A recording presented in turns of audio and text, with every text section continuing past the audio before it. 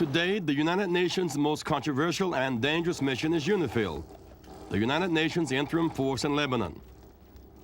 5,800 soldiers from 9 countries grapple daily with a complex and volatile political and military situation. The mission is to observe and report any unusual occurrences. It's possible we will encounter armed elements. In the event of that, we will identify, confiscate any weapons, and escort them to their boundaries. UNIFIL was created to expedite the Israeli withdrawal from Lebanon after it invaded the country in 1978 in pursuit of the Palestinian Liberation Organization guerrillas. Peacekeepers occupied a buffer zone across much of southern Lebanon, and for 4 years tried but often failed to defuse a dangerous situation. Operating amid circumstances it cannot control, UNIFIL has demonstrated the limitations of peacekeeping.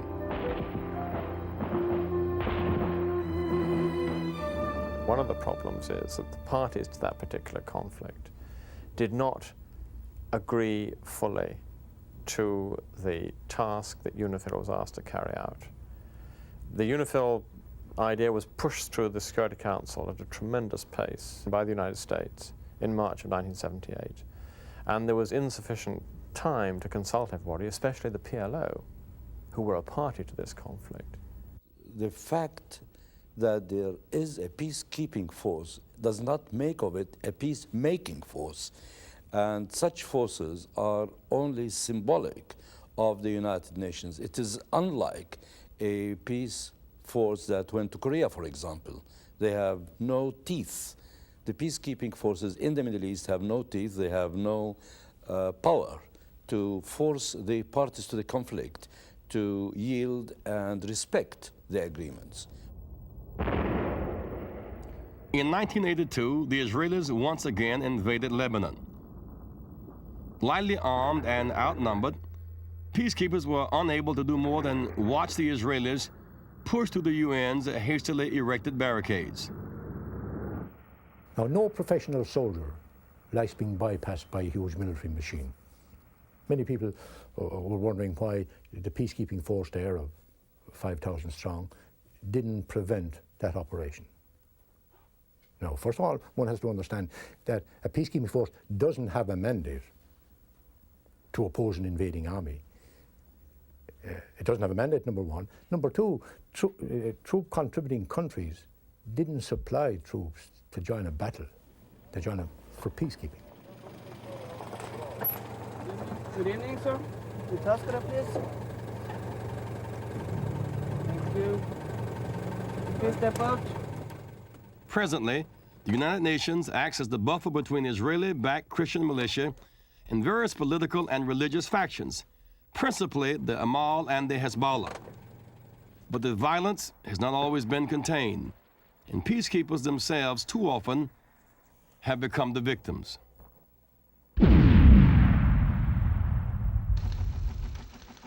UN forces are investigating the deaths which happened just outside the self-proclaimed Israeli security zone. The 3 men were making a routine journey between 2 Irish observation posts near Barashit when the landmine exploded under their truck, almost totally destroying it. 2 of the soldiers died instantly within sight of Irish observation posts. The 3rd man died a short time later. These latest deaths bring the number of Irish soldiers to die in peacekeeping duties in Lebanon to 30.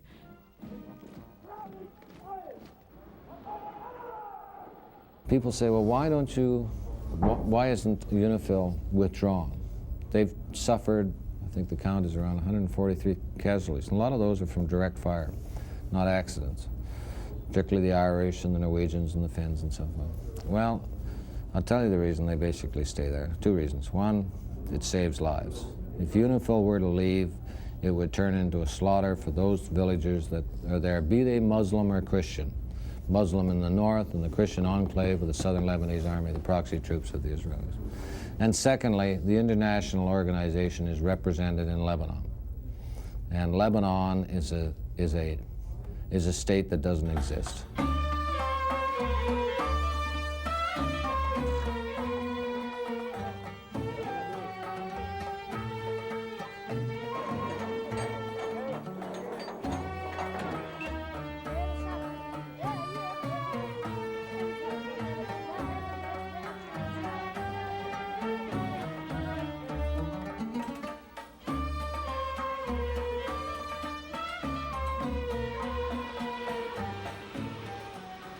On May 3, 1989, the 64th Infantry Battalion returned home from Lebanon.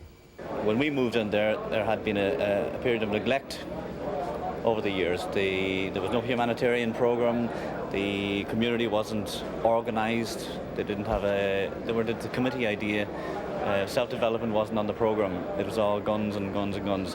What I tried to get across immediately was that if we can educate the people, not going to change the world in 6 months, but educate them that there's a better way. The pen is better than the gun. That's peacekeeping. During this 6-month tour of duty, a total of 4 members of the battalion were killed.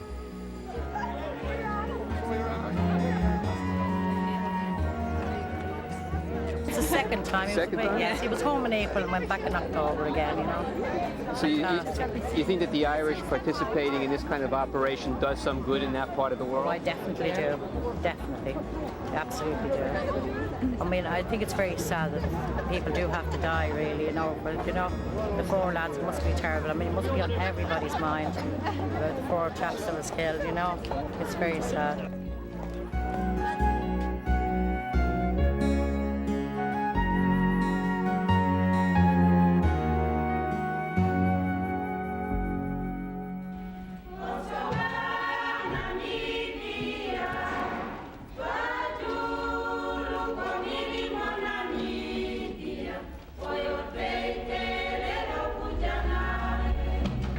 Good afternoon, ladies and gentlemen.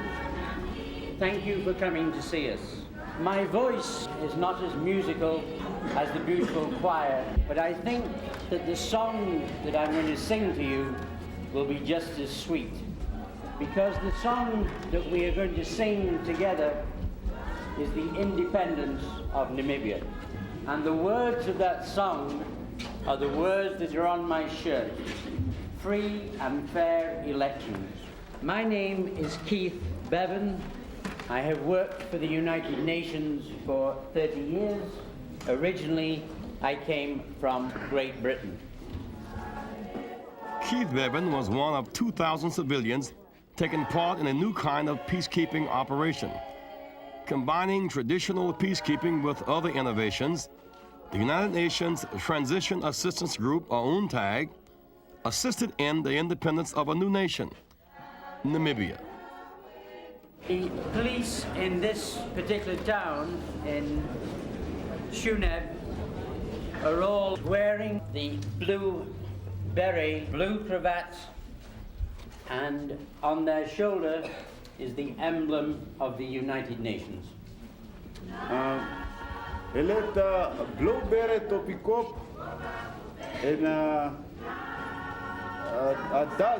blue das, en op hulle se skouers is hierdie wapen van die Verenigde Volke. I always tell my officers and men, first of all, they have to be dedicated to the flag of the United Nations, and you have to be united together in every way. Here, it is for the first time that the United Nations is getting closely involved with the independence of a great country. That has never occurred before, as far as I know. And so it is what I call a fascinating challenge in many ways. And sometimes when I get up in the morning, I can't believe that the United Nations flag is flying against blue Namibian skies.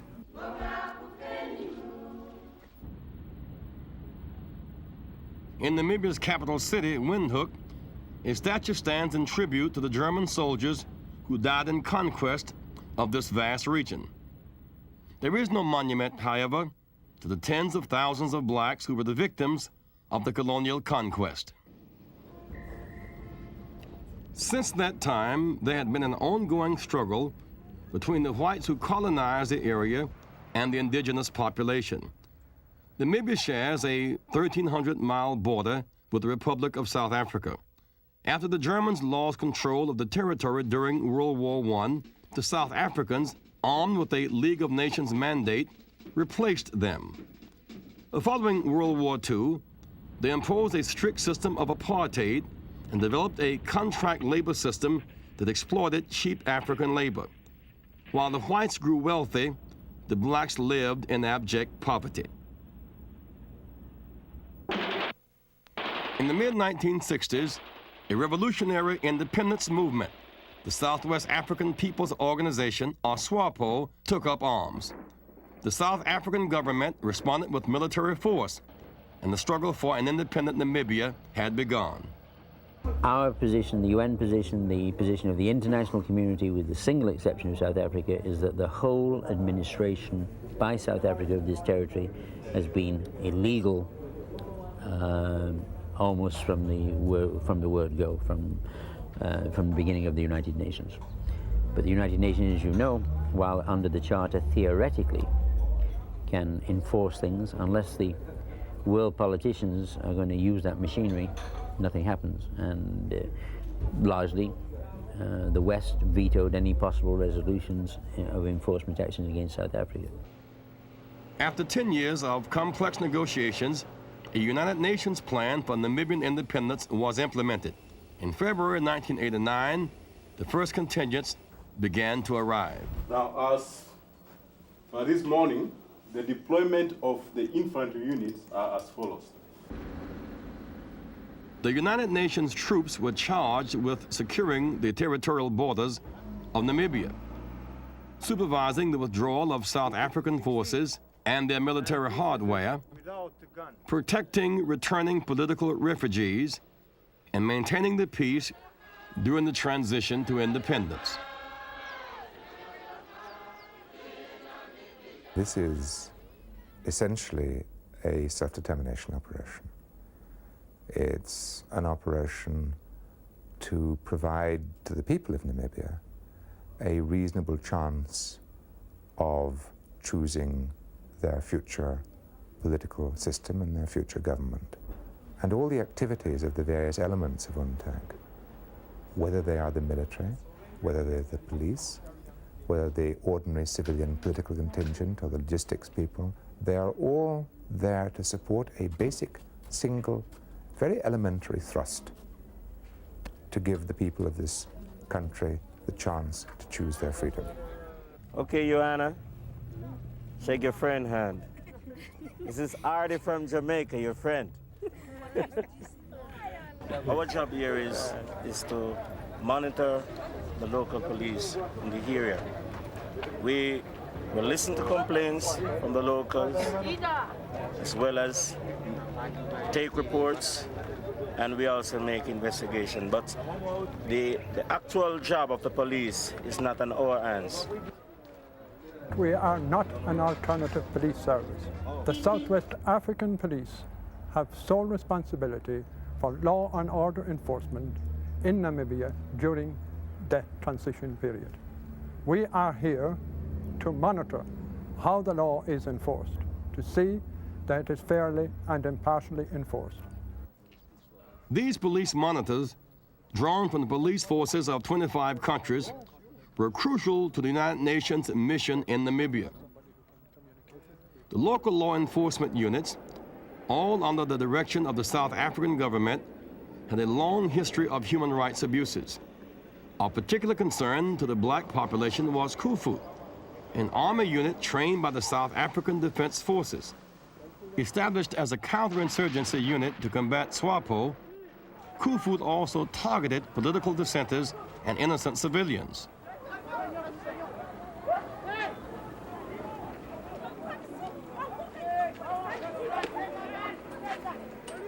When the United Nations arrived in Namibia, Khufu was integrated into the local police, compounding an already tense situation.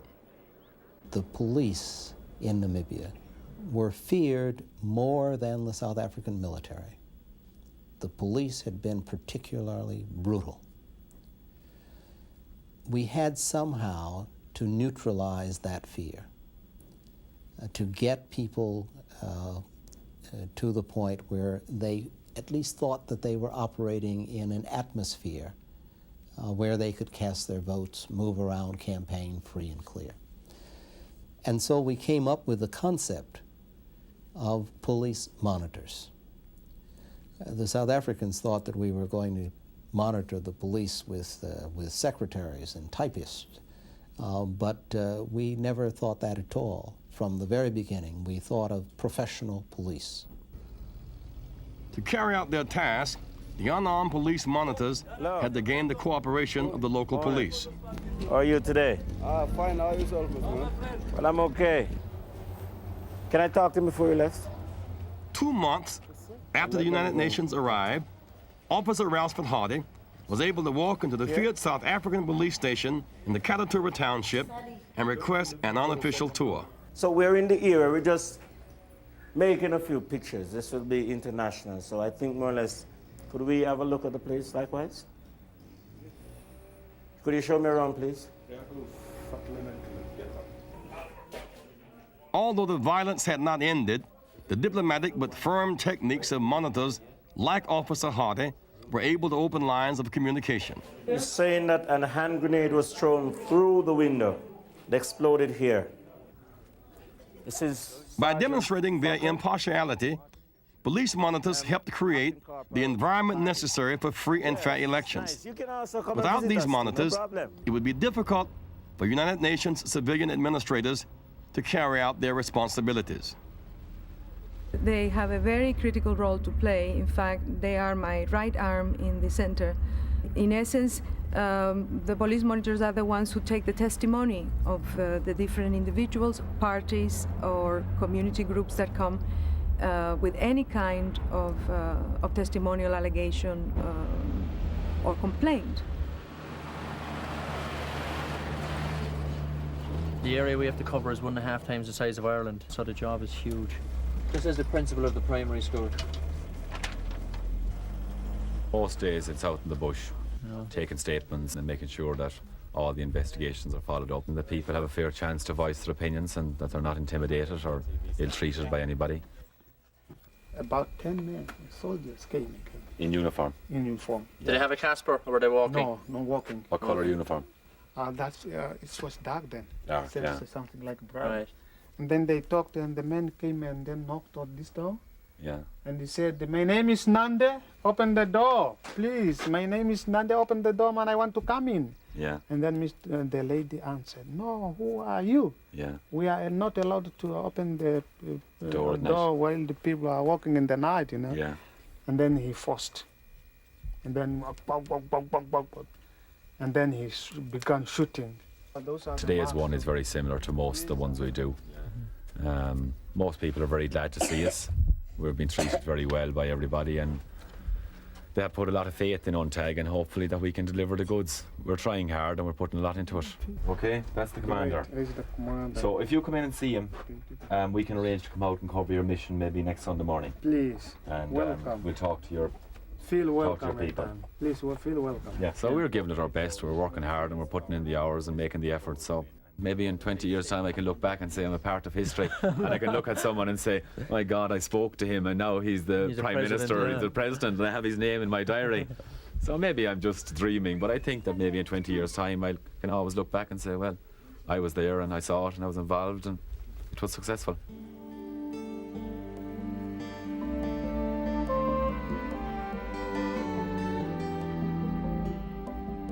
The main thing for this UNTAG thing is it has an end in sight, the end being the independence of a country.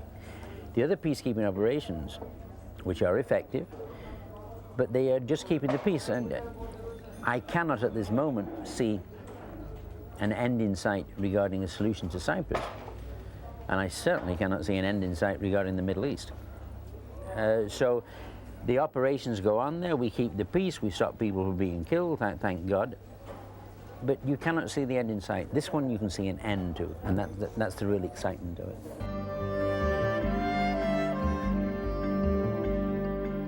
For the first time in Namibia's history, people lined up to vote in a free and fair election. Over the course of 5 days, more than 97% of the registered voters exercised their newfound right. In an atmosphere of calm, the people of Namibia ushered in their own independence.